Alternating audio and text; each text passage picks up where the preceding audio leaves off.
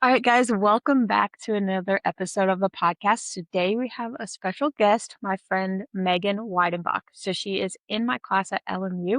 She is also our Vivaldi chapter president at LMU, and she is a big social media presence. Shout out to her, and she got the Vet Candy Vet Rising Star award this past year, I think. And so, yeah, we'll just get into a great conversation with her. So, welcome, Megan.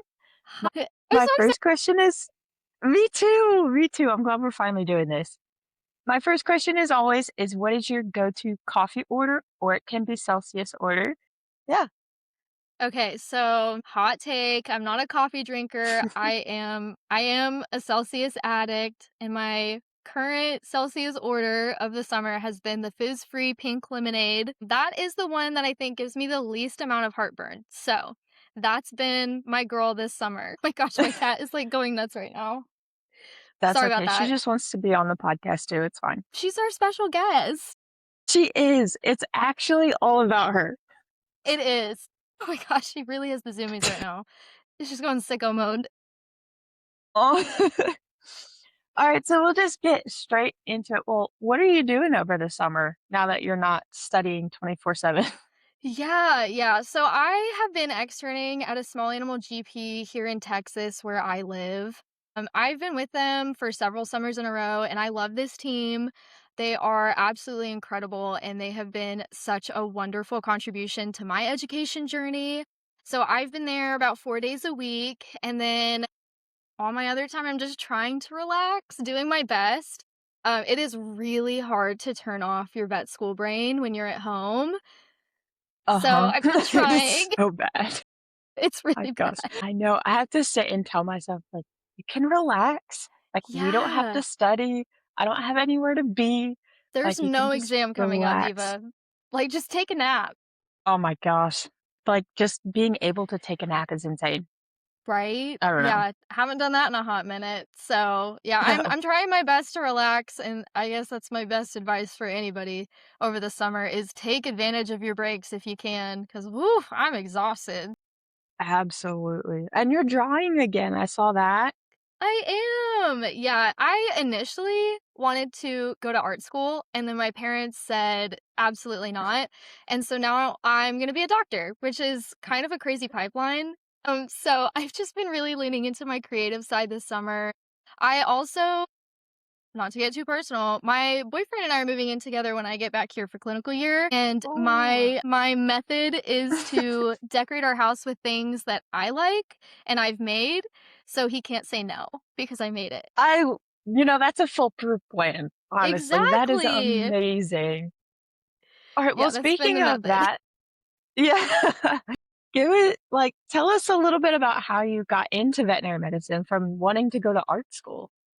Yeah, so as I said, my parents said, absolutely not. We are not investing if you're in your education if that's going to be your career path. It's not something super stable, which I totally respect. And they were kind enough to fund my education, so I wasn't going to say no. So I was like, all right, what's my next best option? And so I was thinking, what were my favorite classes in school? And I was like, wow, I really loved history. And I was like, okay, what if I got a history degree? And they said, stop. Like, please pick something where you're going to be employed. I was like, "Oh, fine." So then I was like, my favorite class in high school with Mr. Sabatier. I loved biology. And so I was like, I'll major in biology. Surely something good could come of that. I had always seen myself doing something beyond my bachelor's degree. And so I thought like biology would set me up with healthcare, some sort of direction.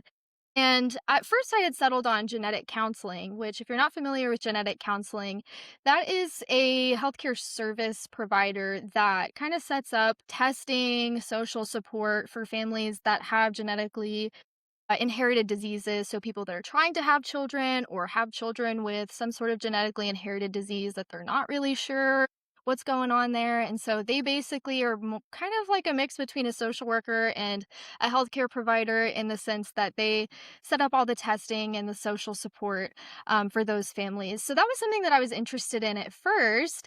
And then I adopted my cat, who if you can't hear her in the background, she is loving her life. And then I adopted my dog, and I get a call from my dad one day, and he That's was like, "Hey, you've got to stop adopting animals." And, I had always had animals in the house. I had my dog, Libby, for my entire childhood. I had little critters, I had turtles, I had gerbils, which, by the way, hot take. I actually don't know if this is a hot take. Gerbils traumatic experience for a 9-year-old. Uh-huh. They did Yes. cannibalize each other. Yes. So if you are a parent looking to get your child a critter, a gerbil is not the way to go, especially 2 of them. No, mine So would run sidebar in there. the mine would run in the wheel at night, and I could not sleep. No. Yeah, you're gonna turn your kid into an insomniac, and whenever they inevitably cannibalize each other, yeah, it's gonna be a problem, it's gonna be a conversation. A little sidebar there, but I'd always had animals in the house, and so when I got to college, I was really missing that, and I adopted my cat, I adopted my dog, and my dad calls me one day, he was like, "You've got to stop adopting animals," and I was like, "Yeah, sorry." And he was like, "Have you ever thought about being a veterinarian? I feel like that would be really fitting for you, since you love animals so much." I was like, "Oh yeah, that seems like a good idea," and the rest is history. So, that's my Oh origin my story. god. I love that. That's so you. It's like, "Oh, Yeah, yeah, it sounds super like a funny. good time." "Oh, yeah, duh," and then I just, Duh. I'm here. And here you are, freaking Yeah, living it up.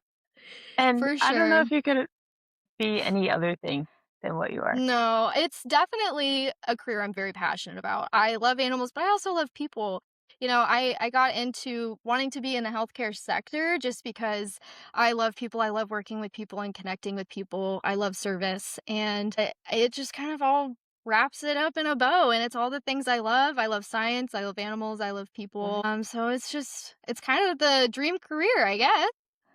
Yeah, it really is, and I think a lot of people misunderstand that it's also about people, because every animal Yes. is attached to a person, and you Yes, have to even be if able it's to livestock, yeah, even if it's wildlife, it impacts the human population somehow. So, you've mhm, always gotta keep our people in mind, for sure. exactly. So, what was your undergraduate career kind of like? If you, like, started out in biology, and then did you do anything specific for veterinary medicine once you decided? Yeah, so I did my first year at the University of Oklahoma. It wasn't for me, it was COVID times, and so I decided to transfer after my first year, and I moved to the University of North Texas, go me and green, and I had always been biology, and then once I shadowed at my first veterinary clinic in Oklahoma, I was like, "Okay, this is my jam." And so once I transferred to UNT, I decided to focus a little bit more on, the vet med aspect of it. And there is not a very strong pre-vet presence at the University of North Texas. There's a few students here and there, but there wasn't a pre-vet club when I was there. There wasn't a lot of support in that realm, and I'm sure a lot of pre-vet students can relate to this, but advisors maybe are not the most knowledgeable people when it comes to vet school admissions, especially if there isn't a strong pre-vet presence at that school. And so I kind of felt like I was a little bit on my own. Um, I turned to Student Doctor Network and Reddit a lot for my questions, and Mhm. I feel like this community is awesome in the way that they are able to very openly and honestly answer questions and be supportive from doctors all the way down to the little pre-vet students and high school students who are just starting out. And so I was very fortunate enough to be able to have support in that way. But my undergraduate experience, and I know a lot of people have this experience, so I definitely want to validate them and say that it is possible to get to vet school if you're feeling a little lost right now.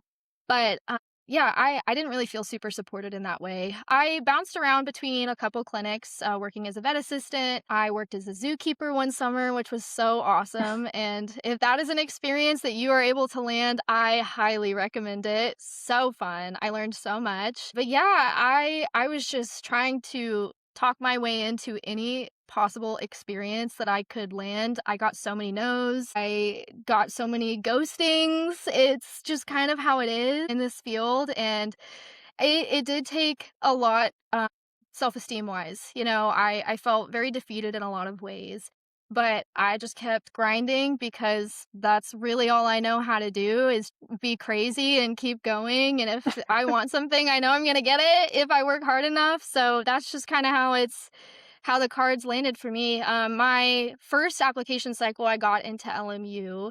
I had a really good talk with some of our admissions advisors there. They are very kind enough to set up meetings with pre-vet students that are, well, at least they were when I was applying, but they were kind enough to set up a couple meetings where we were able to talk about my application, not only to LMU but also to other schools, and just chat about like the questions that I had, because the doctors that I worked with, they didn't apply through VMCAS. That was not an experience that they had. So I didn't really have a lot of mentorship in that area either, which, to their credit, they were all at international schools. They weren't here in the States. So I'm sure their experience was just as difficult, but just in a different way. So I felt like I was missing out on a lot of mentorship opportunities in that way. But I felt as supported as I could be in the community that I had. And the rest was just me trying to fight my way in through doors that I had no business being in. But it all worked out for the better.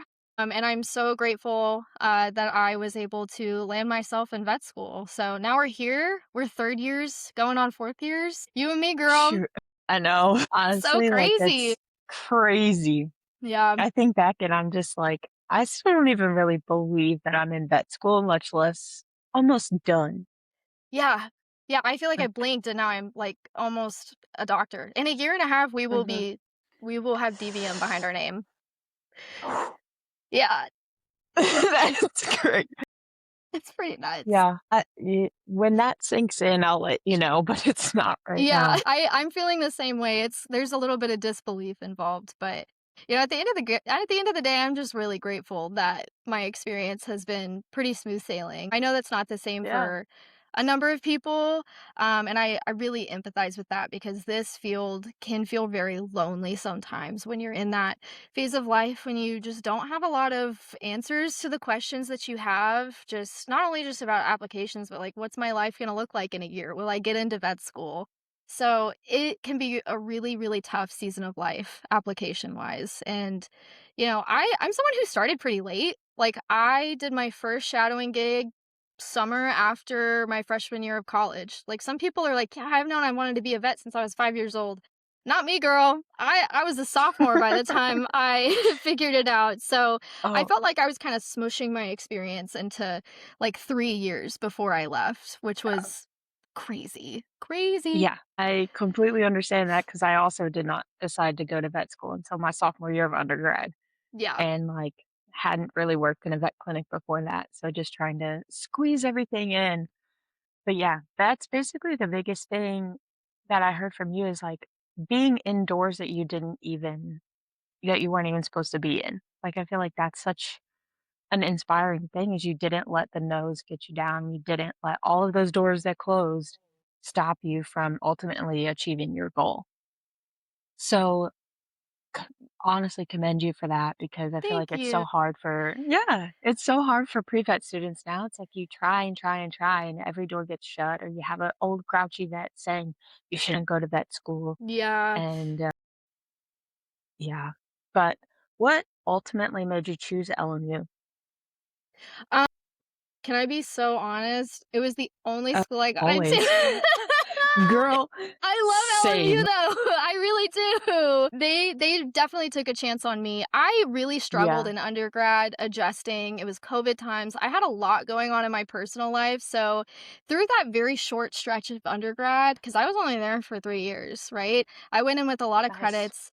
I Mhm. I really struggled grade-wise, and I struggled to get some of the hours that I knew my peers were getting, some of the diverse experience that I knew my peers were getting, and LMU definitely took a chance on me. I was a low GPA applicant. I think I was sitting around a 3.2 cumulative, and I think had I had more time, I had made that adjustment to get to where I needed to be, but I really utilized that explanation statement to my benefit. I let them know I was very vulnerable in what I had been through and what I had experienced, personally that was affecting my performance grade-wise. I was trending upward by the time I applied, so I think, I was able to show them like, "Hey, I'm ready. I've overcome a lot of adversity to get here." And, healing is it's not linear, and I had some dips here and there, Oakham being one of them, but, Yes. ultimately, I was able to explain myself, and LMU took a chance on me, and I'm always, always, always gonna be grateful for that, for sure. Yeah, girl, I'm in the same boat as you. I applied 3 times, and LMU is Yeah, the only one to ever give me an interview, and yeah. honestly, I'm not mad about it. I feel like we're Yeah. in the right spot where we're supposed to be, and yes, OChem, I'm pretty sure I cried every single night doing homework Yes. that year. It was so bad, and I think I was right around you too, like, I was a lower GPA student. I even had to get my master's to help boost my GPA in Mhm, between, like, undergrad and vet school. So mhm. I do think LMU is really good about that, seeing more so the whole person and Right. really taking chances on people. And honestly, they pay off. Like Yeah, like, oh, I don't know, I can't really put it into words, but it's like the chances that they take on people really pay off. they do, and, I feel like we have so many classmates that have had similar experiences, and they're some of the smartest people I know, you know? Oh, And I feel 100%. like when it comes to, like, looking at the whole picture, I feel like the interview process, I feel like I was able to show them who I really was through those conversations. And I don't know if it's still the multi what is it? The MMI, the, like, little short interviews? Yeah, it's like Yeah, I'm not sure if I that's couldn't still the tell you what it format that they stands. use. Yeah, I have no idea. That's lingo that I knew once upon a time, and I have never thought about again. Mhm. But I've slept since then, so I couldn't yeah, tell you. many moons ago. But yeah, I felt like I was able to shine in those interviews. I am a yapper at my core, and I was really, really grateful for the chance to express myself in that way. The personal statement was also a place where I felt really strong. I feel like I have good communication skills. I hope it Oh, comes yes, you do. across that way. Okay, good, good. But, it's something that I feel like I've worked really hard on. Great practice is just cold calling and cold emailing people, practicing your professionalism. You're going to get a lot of no's, but you'll also get some yeses in there. And, LME was one of those yeses. So I really felt like they were able to see me as a whole person going through that interview process for sure. Yeah. And then did you, like, graduate undergrad in December and then start vet school in the spring? Because you Oh my said you only went gosh. to undergrad. Yeah, so Uh-oh. I did my first year of undergrad, took a semester off when I was transferring and figuring my Yeah, stuff yeah, yeah. out, and then I did 2 years at UNT. So I graduated in December, got my tonsils out, and then moved halfway across the country. And I got to vet school and I was talking like Kermit the Frog. Like I was so swollen and I felt terrible. And I was Oh like, what my a horrible first impression. But I was like, man, like the things we do for vet school, because I couldn't breathe. I was like, I gotta get this done now. Yeah, you gotta get all of your health stuff taken care of in, like, 2 Yes. weeks before you go back. Yeah, it was pretty That's cuckoo bananas, I insane. can't lie. Yeah, it was a nuts time. Like, I packed myself up in a U-Haul and I said goodbye to everybody that I knew and loved, and I moved all the way to Appalachia knowing nobody, moving with people I met on Facebook. Like, it was a time. It was really a time. Yeah. What's been the biggest, like, most surprising experience at vet school for you so far? Most surprising experience. I think I knew I was gonna like surgery. I didn't think I was gonna like it this much though. Like, I Mhm. love surgery, and I didn't think I was gonna feel this confident being in surgery, but I feel like our surgical skills program has prepared me in ways that I really was not expecting, and I think the most surprising thing is how confident and empowered I feel walking into that surgery suite and knowing that I can enter an abdomen and I can do surgery successfully and then close the abdomen and nothing falls out. Crazy. Yep. Yeah, That's awesome. I feel I feel really confident skill-wise walking into Mhm. my clinical year and as a future veterinarian, which is kind of nuts. Scared? I know, Yeah. oh my gosh, I love surgery, and I think it Yeah. is part of that program that we have here because we literally start clinical skills, like, 1st semester, Yeah, off and rip. just yeah, that is something that I've really liked, and I don't know if you've experienced this too in, like, some externships, but I've gone to some I went to one last summer, and they just complimented, like, "You are doing better than some 4th year students," as, like, a 2nd year student, and I was like, "That's really all of Doctor Thompson and our surgical skills." Yeah, that's Doctor Thompson, man. he has put in the work and invested in us along with so many other faculty members that really wanna see us shine, and it definitely has paid off, and I was so surprised, like, going out in the real world. I feel like vet med is veterinary education is kind of this bubble, and it's a really, Mhm. tough place to be in your own head, and then you go out in the real world and you're like, "Oh, actually everything's fine. Like, it's totally fine. I'm good." Yeah, it's like, "Oh, wow, I actually know these things." Yeah, who Like, would I have was just thought? with the not me. I was with a equine vet this past week, and we were going through, like, cases and stuff, and I'm like, "Wait, I know what to do here." Like, Yeah. I know what I I know what she's talking about. Do I know any horses personally? No. Like, I don't know any horses personally, Yeah, but I can tell you all about colic. Just ask. Like, exactly. Just and it's like sometimes they'll ask you a question and you'll say something and it's right, and it's like, I have no idea where that came from. I don't know her. Where and you like remember the exact lecture? I Mhm. was having a conversation with a doctor this week and I was like, yeah, heartworm staging. And like, oh, are they clinical? Like with the classes of heartworm classification, like Cornell. And she was like, what are you talking about right now? And I was like, and I was like, I was going through my notes and I was like, "What lecture is this from? First year, first semester of first year." It's like, Oh where gosh. did that come from? I have no idea. I could not actively, like, recall it and tell you anything about it, but I was like I saw the chart in my head and I was like, "Oh my gosh, what is happening right now?" That's almost like a nightmare seeing the Yeah. heartworm charts in your head. No, not the heartworm chart. Yeah, No. we learned a thing or 2 back in the There day. we go. First year Megan was learning something. I guess, man. Me and those Anki cards, we were friends. Yeah. Um, so what do you think you wanna do after graduation? Do you have any idea? Yeah, I came into vet school kind of wanting to do a little bit of everything because I just loved everything. And as I've gone through, I've realized that I can cover most of like the itches that I need to scratch through GP, small animal GP. And Mhm. I think I've found my home in that because you can kind of do whatever you want, not like in a negative way, like, oh, you should be scared. These doctors are doing whatever they want. But like you can do surgery, you can do really complex medicine, you can manage chronic cases, or you can punt it to specialty and they can take care of it because 'cause they're specially trained, but, like, if you have interests, you can pursue them through general practice. I have been really into eyeballs lately, uh, kind of niche. I was really surprised about that too. Yeah, Okay.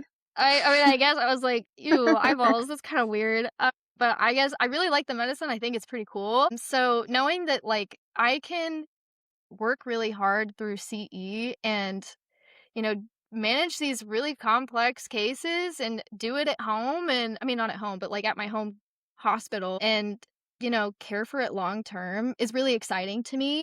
Um, and I also really love, as I was talking about earlier, I love connecting with people. That's kind of where I feel most at home. And I think GP offers the ability to build relationships with people long term. I mean, you're seeing puppies grow up to be adults and you're helping them cross the rainbow bridge. And it's such a personal and such a sensitive thing to be a part of people's family in that way. Uh, and that's just something that I think really speaks to me and speaks to why I wanted to be in the field in the first place. So I think GP is kind of what's calling my name right now.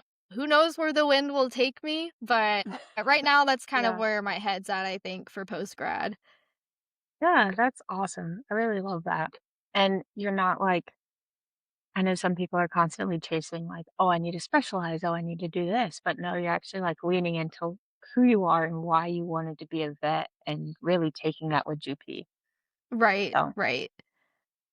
did you I don't know if you're ready to discuss this or not, but clinical year, did you get what you kind of wanted? Yes, I did. Oh my Yay! gosh. I am so pumped about it. So I think what's really cool about LMU's clinical year is that you get to prioritize you and like your needs, Mhm. your passions, whether that's vet med or whether that's personally. And I want to be at home. I want to be with my support system during a season of life that's going to be crazy, and I know I'm going to need that support.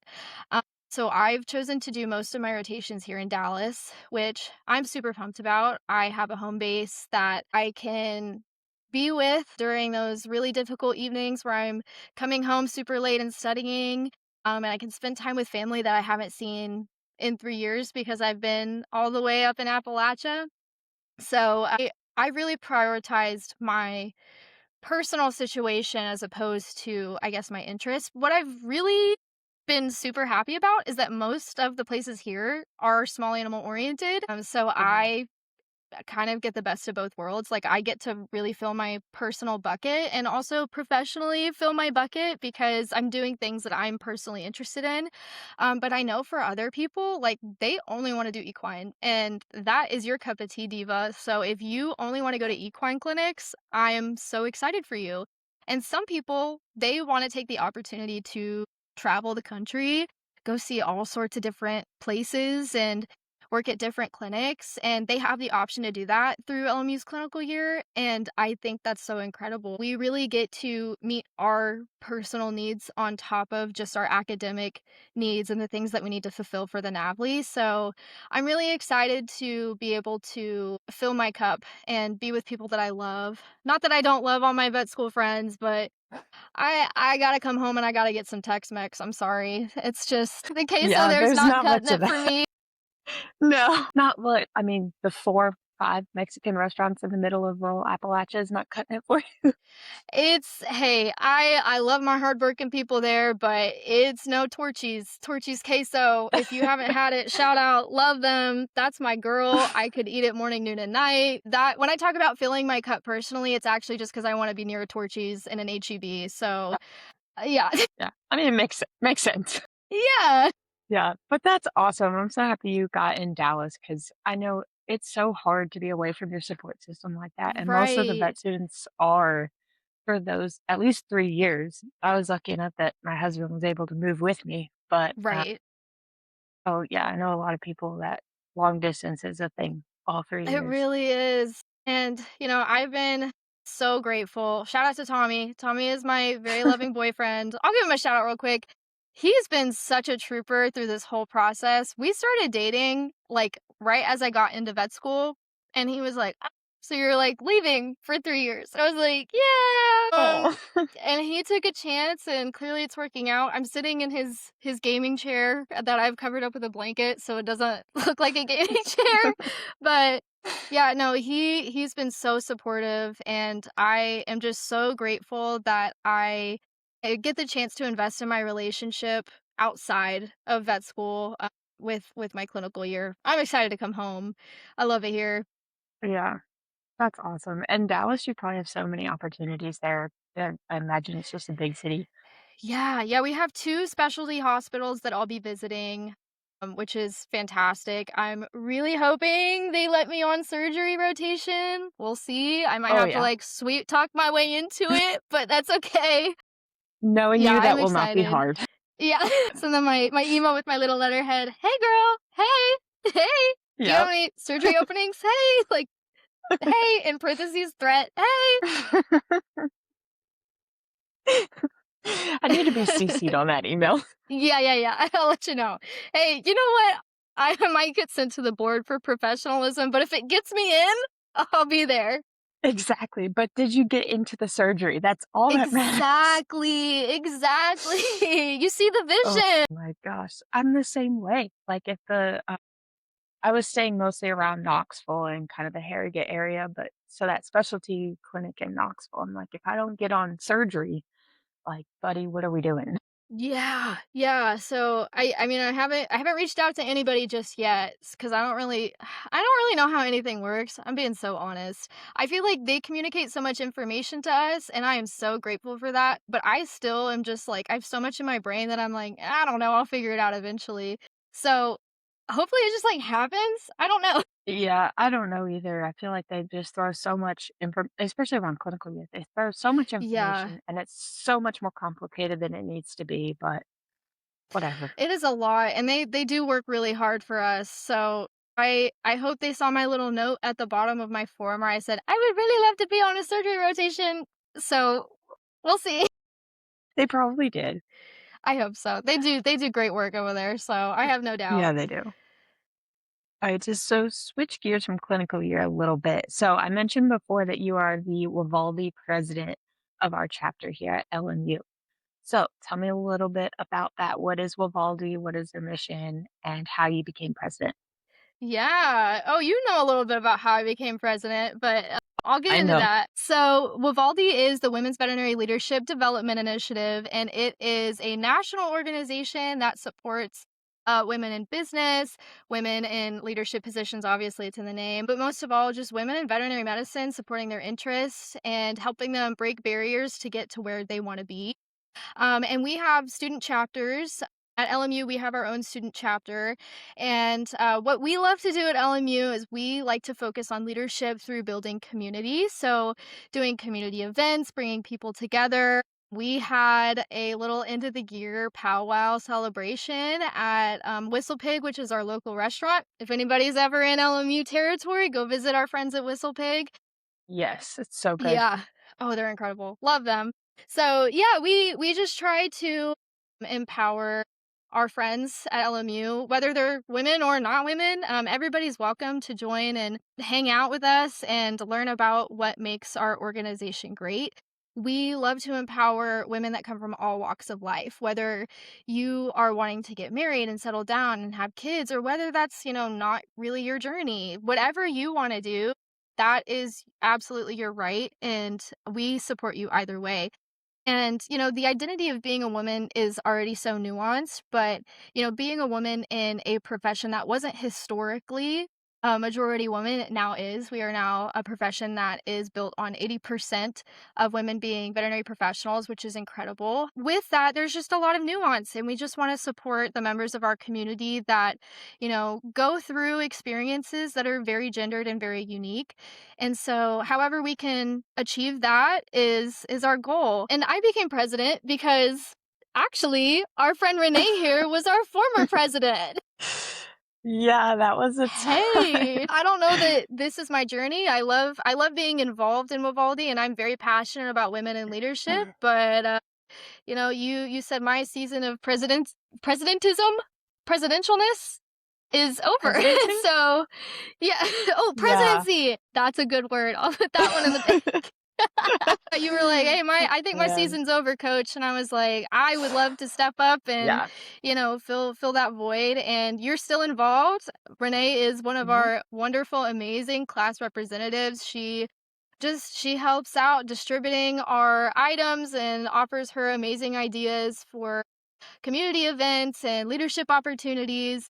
So I'm always grateful for you and being able to go through this journey together. It's an incredible opportunity for both of us. So I was really excited to take on the presidency. I had some really fun ideas that we've been able to bring to fruition. One thing that I have really enjoyed doing, we have brought Adorno sourdough to campus. Miss Adorno Oh. she is incredible. She is just the epitome of woman in leadership, right? So she owns her own sourdough business, and she mans this food truck, Adorno, I think it's Adorno Breakfast and Burgers, and it features all of her sourdough items. Her and her family work together to make these awesome burgers. They're so good, and all sorts of other items. And so what we've been able to do is get her on campus and help her exemplify women in leadership by offering her services to our students, and also just bring a little joy to campus. Everybody looks forward to Adorno Fridays. So that's just, one way that I feel like we've been able to, really bring some joy to campus while also exemplifying our mission, which is supporting women in leadership. So yeah, that's my Vivaldi spiel. I absolutely love it. Oh, yeah, everybody loves Adorno sourdough, like, if She's you ever go to incredible. oh my gosh, if you ever go to LMU or in the area, Wednesdays and Fridays are fresh bread days, Oh and yeah. you can find it at Hillfolk in the Gap, or it goes to Hangar 37 Coffee now and Yes. Portia's Acres in Middlesboro. It's so good. It's so good. I really, really love the community aspect of being at LMU. There's so many small businesses that I think I frequent daily, probably, at least. Like, I just love the community, and I love how much we are invested in our community members, even as we're visiting students, but I think they have done such an incredible job of welcoming us, and I'm really grateful for it, and man, people up in Appalachia, I don't know what y'all put in the water, but your food is good. Oh, yeah. No, it is so nice to see, like, other small businesses being able to open like that, honestly, because of the students. So, Yeah. like, being able to help out the community in that way too has Yeah, been it's pretty a great. privilege for sure. But yeah, to elaborate on our presidency story a little bit.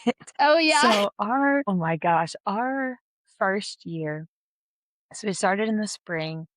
Most of the Vivaldi uh, board was like aging out. They were all third years going into rotations. And I remember being a part of that club and they always kept emailing for a president, and I was like, "You know what? This'll look good on any scholarship application that I might need, and it's leadership. It'll be fun. Cool." So I signed up for it. Well, I was the only applicant, so of course I got it, and it was a lot. We had definitely had some trials in that time, and I think you were our class rep that time too. Yes.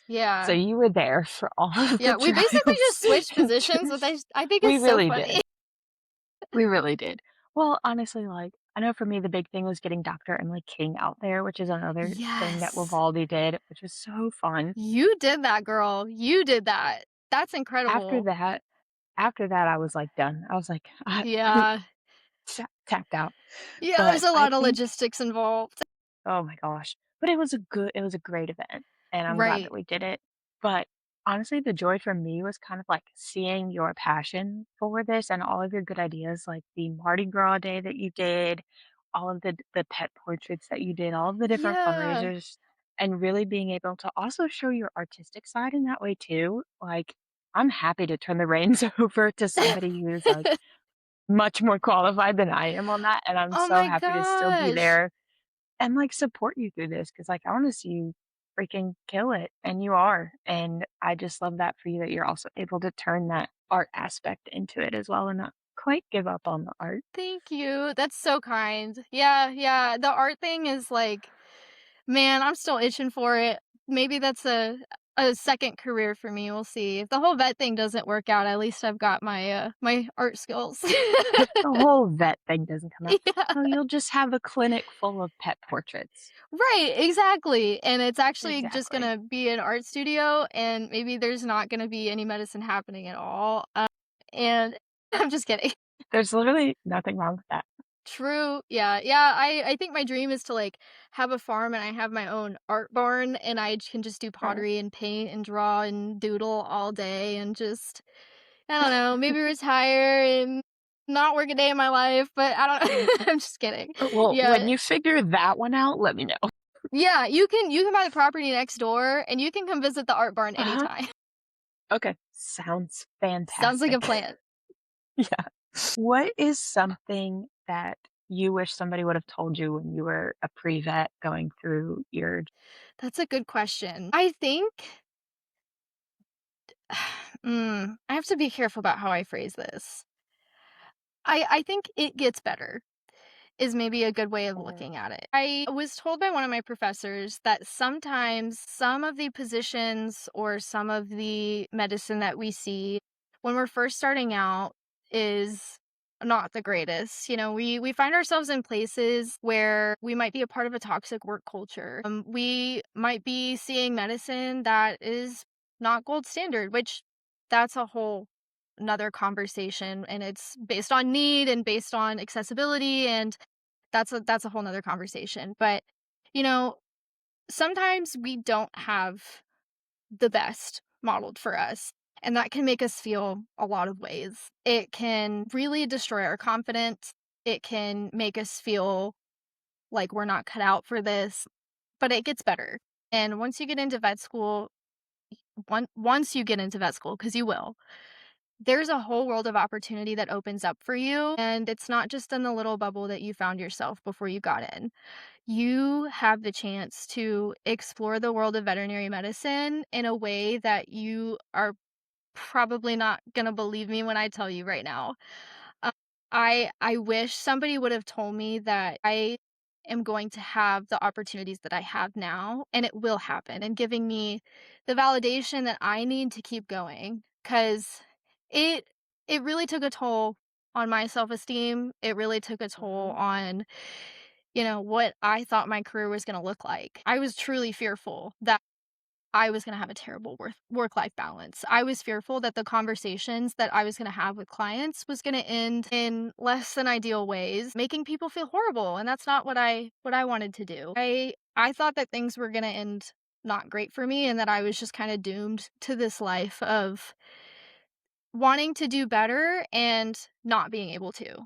But you are gonna be able to. There are Mhm. places, there are clinics, there are hospitals, there are low-cost events, there are corners of this industry where you fit and will meet your needs, and you're gonna get there. And so, I wish I would have had the access to somebody that would be able to tell me that. Just the encouragement that it's all gonna work out and it's all gonna be okay, and not every hospital is like this, not every little experience veterinary-wise is like this. I wish I had that validation, so I wanna share that with everybody. It gets better.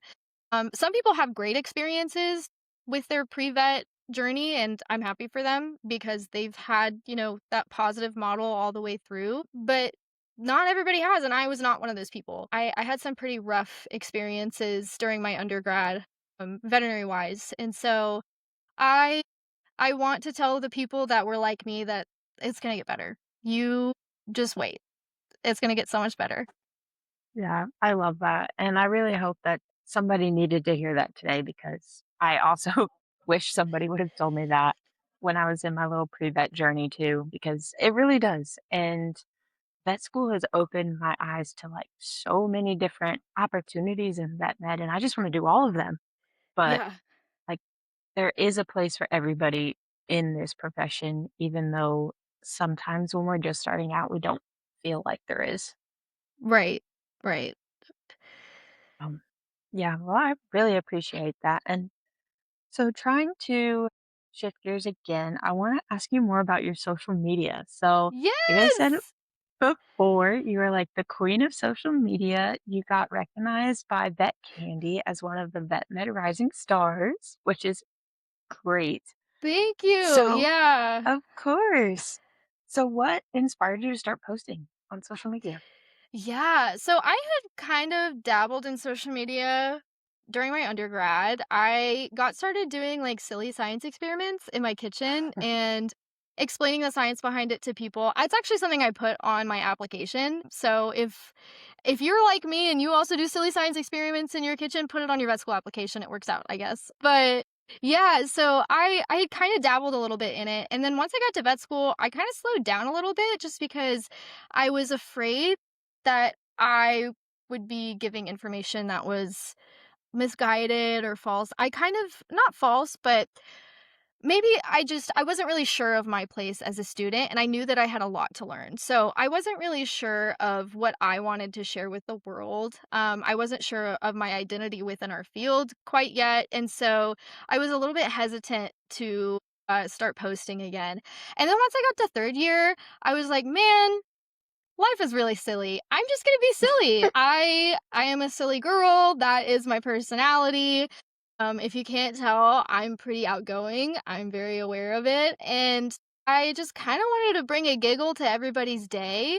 And so I just started making silly videos just to make people smile, but also to bring a little bit of relatability. I have this character on my page. Her name is the worst person you'll ever meet in vet school.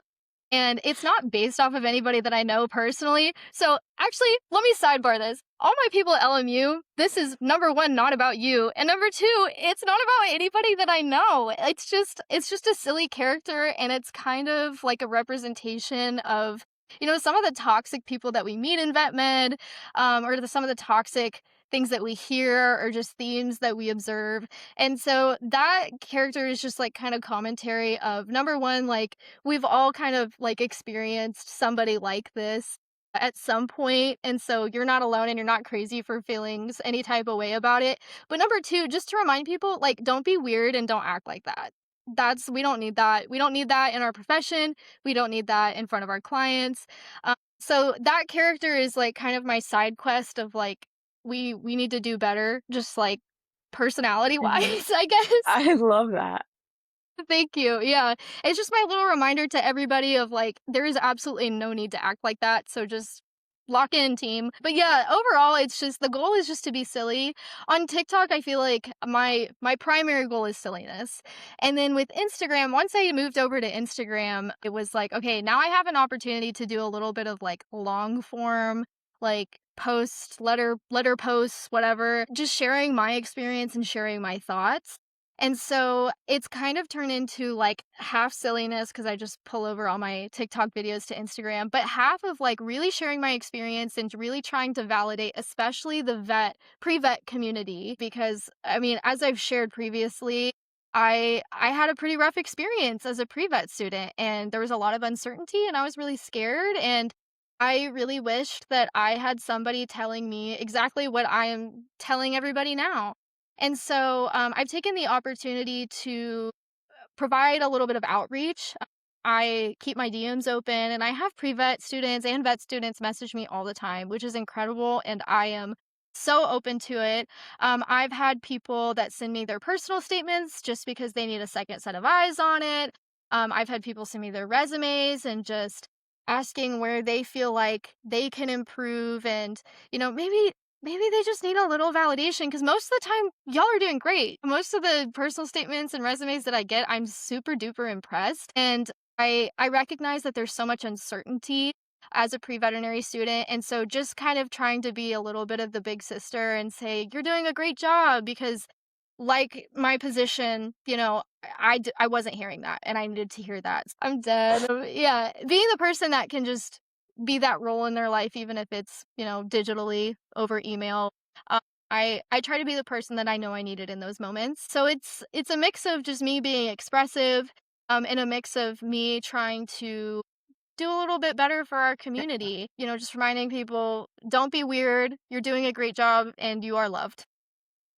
Yeah, that's awesome. I love that you're basically, like, using I mean, your silliness, Instagram, and even reaching out and helping out people with their personal statements, all to be that person that you needed. I resonate so much with that. That's really part of the reason why I started social media too, is because, like, going through pre-vet, going through all of the things that I went through before I got here, there wasn't really anybody in that same position or that really had any advice or with anything positive to say. Right.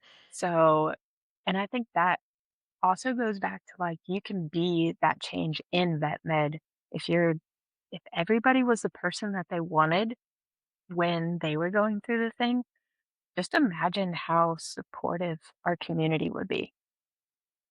Right. And I do think we're heading in the right direction. I think that there's a lot of young people that are feeling really inspired to have these conversations and a lot of seasoned veterinarians that are open to it as well. And I think it really just takes a village to be able to create that change. And I love seeing how many people are jumping on board, just expressing themselves and trying to bring positivity to the vet med community.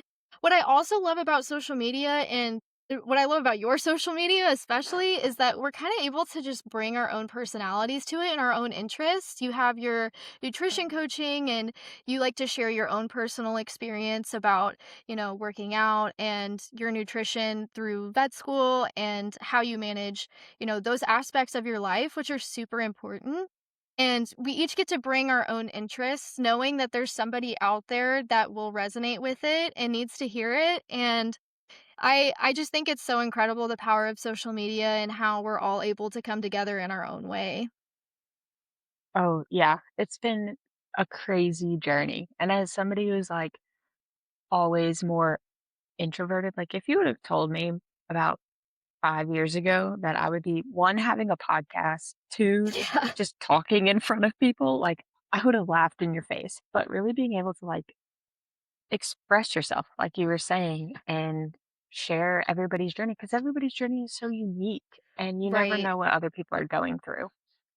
Right. And, it's so special to recognize our individuality outside of just the vet med of it all. Yes, we do Mhm. have to be professional, and yes, we're all practicing medicine at the end of the day, but we're all still people, and this career can consume your life, and it's a huge part of our identity, but, we are still individuals outside of that, and celebrating that and, recognizing that in each other, I feel like goes a long way when we're talking about bringing positivity to this community, and I love that we've both been able to follow our interests in our own way. I will say I was so surprised when you were like, "I'm starting a podcast," and I was so pumped. I was so excited because Ah, you are more introverted than me, but I was so excited that you've just took a chance on it because look at how many people you've been able to touch and how much relatability you've brought to this field and to our community just by having these open and honest conversations. I think it's incredible and I'm really excited that we were able to chat and like bring ourselves to the world. It's so incredible. I know. Thank you so much. I was so happy to chat with you and just have some time with you because I haven't seen you since May. So, of course, Right. here to catch up. I know. I I'm so know. excited for semester to start so I can see everybody again. I miss my vet Me school too. people. I will say summer break has been a little bit longer, so I'm fine now to start back to school. Winter break was just way too short. Last Yeah. semester, I was not a good person. Like, didn't I was like burnt out by week 2. I was like, I can't Yeah. do this, Yeah, it's but rough I'm out ready. there. Yeah. But anyways, I want to end on a super random question. Ooh, I'm It'll ready. be fun. What would your death row meal be? Can I make it like a super long laundry list of foods? Of course, it's your last meal Okay, ever. okay, okay, okay. So I'll start with my drink. A Texas Tab from Swig, and also a margarita with salt and tahini on the rim. Those are my 2 drinks, and also Okay, my water bottle because it's my emotional support. And maybe a naturally. pink lemonade Celsius, since we talked about it earlier. I give myself GDV, but that's okay because 'cause I'm gonna die anyways. I would love my grandmother's cheese ball. It's like this cream cheese dip that you put on crackers. That's gonna be my appetizer. And then I think as my main course, I'm gonna do animal style fries from In and Out, but like Oh. a table full of them. And Just like a then giant, like, picnic yes, just like table a of whole animal buffet. stuff. Just Oh throw my them on the god. floor, like, just fill the whole room with it. Oh, that sounds great. And then I think for my dessert, I'm gonna do tiramisu. That's my girl. My mom Ooh, makes it good every choice, good choice. Christmas. Incredible. That sounds like it would take you a week to eat, but it would be worth it. I'm going out full, if anything. Oh, yeah. Oh, yeah. Alright, lastly, let people know where they're able to find you if they wanna connect. Yeah. Okay. So on TikTok and Instagram, I am at Future Dr. Meg. Wait, actually, is it Future Dr. Meg DVM? Hold on. Hold on. I don't even know Uh-oh. my own She handle. doesn't even Man. Okay. We'll put it in the Future show Dr. notes Meg too, just in DVM. case. Yeah. Thank you. Future Dr. Okay. Meg DVM. So professional. Am I right? So if you And then, oh, go ahead. Go ahead. Oh, I was just saying this is totally a professional podcast. It's Oh, yeah, fine. we're so professional. Like, we're not classmates at all. I'm not sitting in a gaming chair with my headphones and my laptop. No, no. Yeah, so Future Dr. Meg DVM on TikTok and Instagram. Hopefully in a year and a half, that handle gets a lot shorter. Take off the future. And then my email is drmegdvmsocials@gmail.com. Anyone is welcome to reach out to me.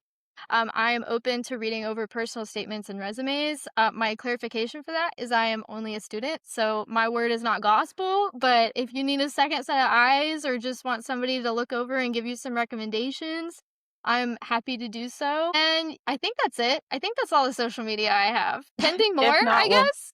pending oh my goodness. We'll have to update the show notes if there's For any sure, for more. sure. But well, thank you so much. I really enjoyed this conversation with you.